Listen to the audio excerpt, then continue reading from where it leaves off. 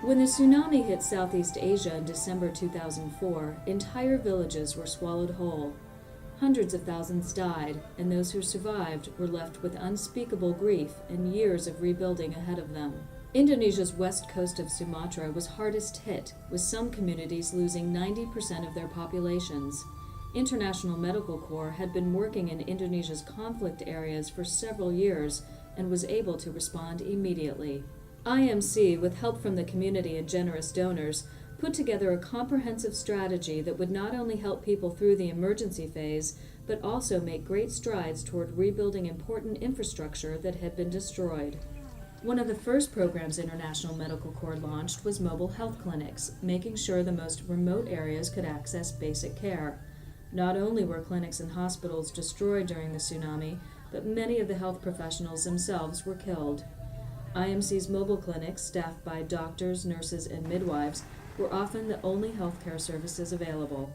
Take Sarah Village. 2 hours from the nearest clinic, many who live here do not have reliable transportation.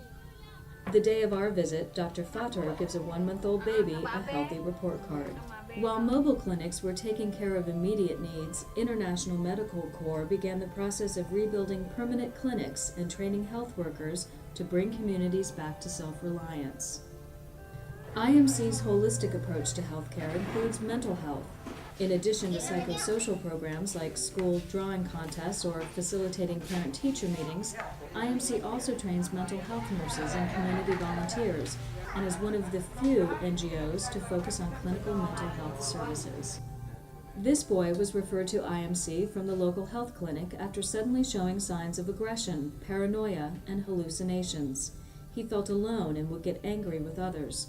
His family was scared and didn't know what to do. An IMC psychiatrist diagnosed him with schizophrenia, then ongoing support was given by an IMC-trained mental health nurse. Initially, they met 3 times a week, then weekly, to make sure he was taking his medication and to educate him and his family about his illness.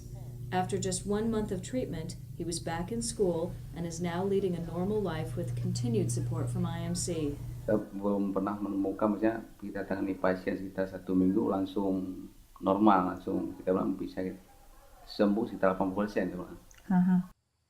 But IMC's impact goes beyond the immediate family. Community education has lessened the stigma of mental illness and encouraged others to seek help.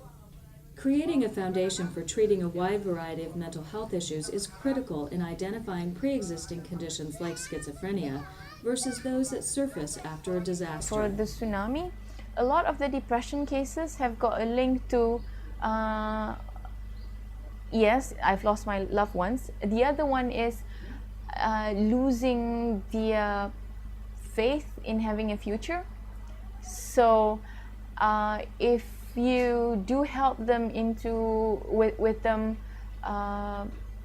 building their livelihood again, you will see them slowly seeing there's a meaning in life. Recognizing this link, International Medical Corps created a number of programs to help rebuild many of the businesses that were destroyed. Fishing is the predominant industry throughout the tsunami-affected region, but with most boats left in shreds, many people had no way to earn a living or feed their families. Working closely with the fishermen, IMC set up boat building projects, built lobster storage units, and set up fish drying businesses in several villages. The head fisherman for Lokrut village was particularly pleased with IMC.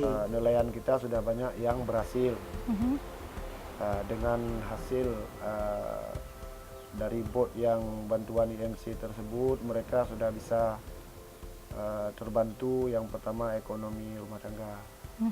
Kemudian dari hasil tersebut juga ada beberapa nelayan kita sudah bisa beli Honda gitu. This woman's dry fish business was destroyed during the tsunami and her entire family was killed. Now remarried to a fisherman, she is one of 20 women who help support their families through IMC's Dry Fish Project.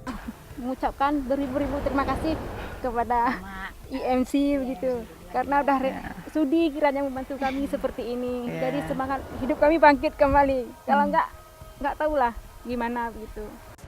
Other IMC livelihood projects include a motorcycle shop, a cafe owned by a cooperative of village women,